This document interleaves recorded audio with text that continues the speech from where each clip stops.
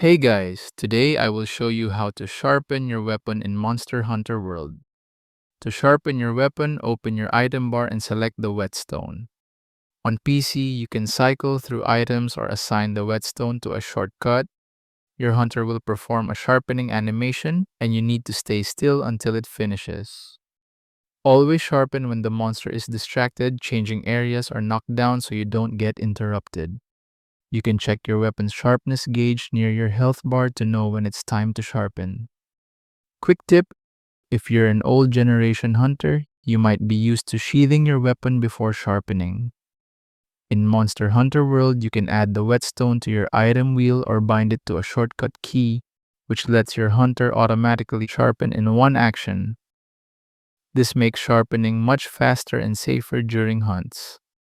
And that is how to sharpen your weapon in Monster Hunter World. Thank you so much for watching.